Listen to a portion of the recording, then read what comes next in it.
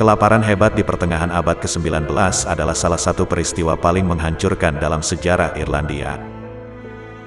Antara 1845 dan 1852, hama kentang melanda tanaman kentang di pulau itu.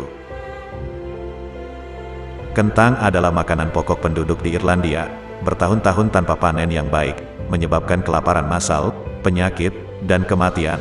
Bahkan hampir mencapai 1 juta orang yang menjadi korban, dan emigrasi 1 juta lainnya ke berbagai belahan dunia.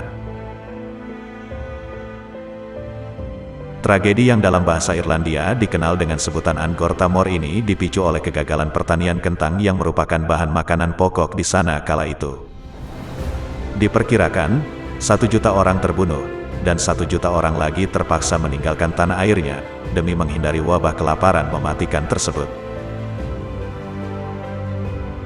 Kurang dari 1 dekade, populasi Irlandia menurun drastis dan banyak warga yang mati kelaparan atau terserang penyakit.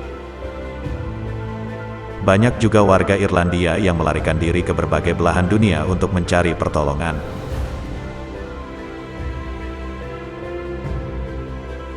Tragisnya, kehancuran yang dialami Irlandia sebenarnya bisa dihindari.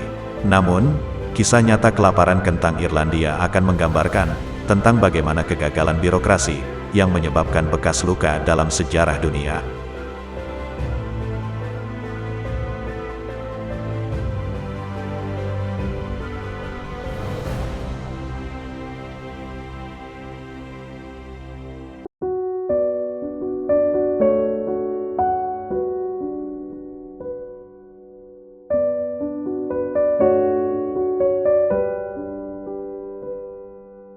Kala itu saat terjadi bencana kelaparan, Sultan Turki yang bernama Sultan Abdul Majid pertama memberikan peranannya.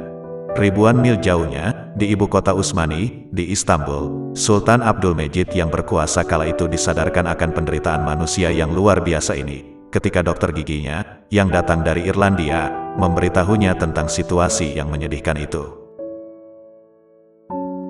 Mendengar informasi tersebut, Sang Sultan dengan cepat menawarkan bantuan senilai 10.000 pound untuk membantu rakyat Irlandia yang kelaparan.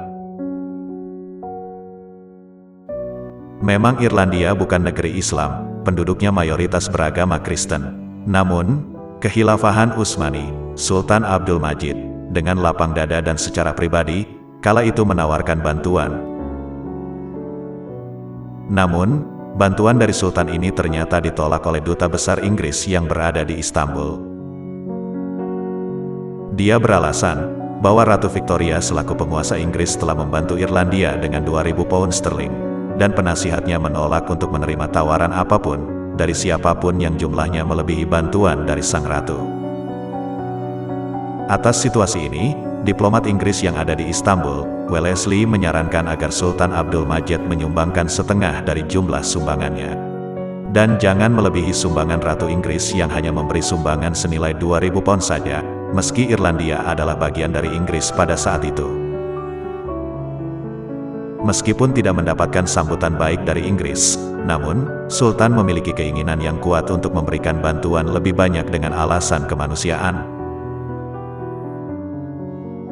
Dihadapkan dengan perintah ini, Sultan Abdul Majid dengan terpaksa memangkas tawaran bantuan awalnya yang sebelumnya 10.000 pound, menjadi setengahnya dari 2.000 pound dari Ratu Inggris, yaitu senilai 1.000 pound saja. Meskipun begitu, Sultan memiliki keinginan yang kuat untuk memberikan bantuan lebih banyak untuk tujuan kemanusiaan ini. Dia sangat ingin melakukan lebih banyak, dan itulah sebabnya dia memerintahkan 3-5 kapal untuk membawa makanan, obat-obatan, dan keperluan mendesak lainnya ke Irlandia. Operasi bantuan bersejarah ini pun dilakukan secara diam-diam, karena Angkatan Laut Inggris tidak mengizinkan kapal asing berlabuh di pelabuhan Irlandia, baik di ibu kota Dublin atau Cork. Sehingga, kapal-kapal Utsmani harus melakukan perjalanan lebih jauh ke utara, dan mengirimkan bantuan ke pelabuhan Drogheda, untuk menghindari Angkatan Laut Inggris. Akhirnya, bantuan itu bisa dikirim ke dermaga Drogheda, di pantai Sungai Boyne, Irlandia.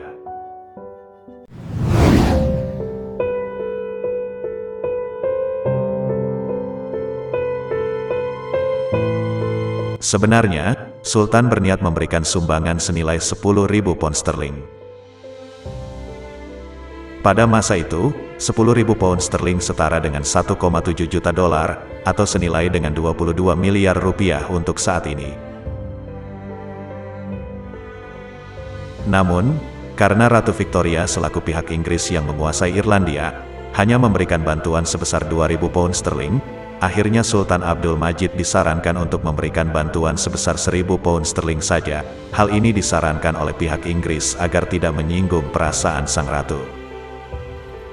Biz Almanya'ya niçin itimat ediyoruz? Biliyor musunuz Sefir Hazretleri?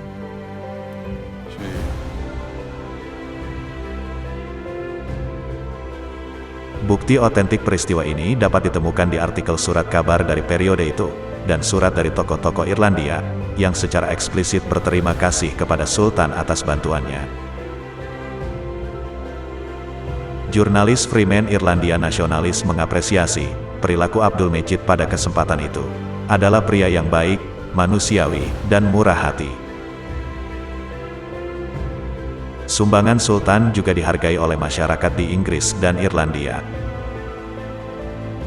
Satu jurnal agama Inggris menerbitkan artikel berjudul Seorang Sultan yang Baik Hati, di mana penulisnya menulis, untuk pertama kalinya seorang Muslim berdaulat, yang mewakili populasi Islam yang beraneka ragam, memanifestasikan simpati yang hangat secara spontan terhadap bangsa Kristen. Semoga simpati seperti itu, dalam semua amal kemanusiaan dari umat manusia yang sama, dipupuk, dan sejak saat itu akan dipertahankan, antara para pengikut bulan sabit dan pengikut salib. Surat kabar juga menyalahkan para diplomat Inggris di Konstantinopel, karena menolak sumbangan yang awalnya 10.000 pound sterling, hanya untuk menghindarkan Ratu Victoria dari sesuatu yang mungkin membuatnya malu. Padahal, Sultan Abdul Majid hanya ingin menawarkan bantuannya atas nama kemanusiaan. Meskipun Abdul Majid tidak mengharapkan imbalan apapun atas bantuannya kepada Irlandia, beberapa dari mereka bersatu ke sisinya pada 1854, hanya 2 tahun setelah kelaparan berakhir. Irlandia terlibat dalam Perang Crimea untuk mempertahankan wilayah Utsmaniyah saat melawan Kekaisaran Rusia yang sedang berkembang. Selain perawat dan insinyur Irlandia, dan beberapa jurnalis perang pertama dalam sejarah, sekitar 30.000 tentara Irlandia mengambil peran dalam perang.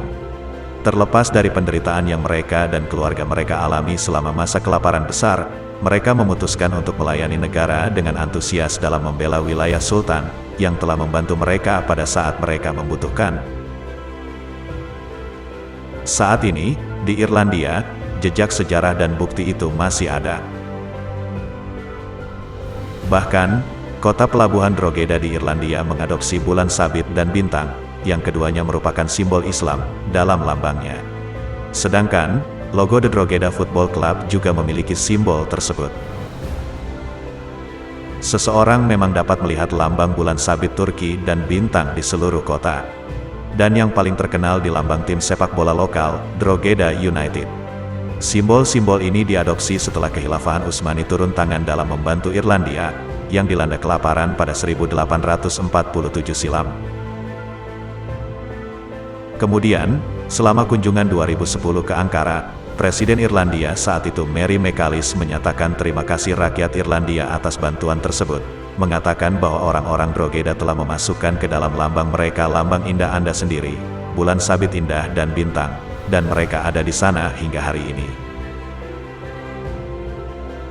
Sampai saat ini, sering muncul ke publik, bahwa banyak tokoh dari Irlandia yang secara lantang, dan terang-terangan menyuarakan keadilan bagi umat Islam.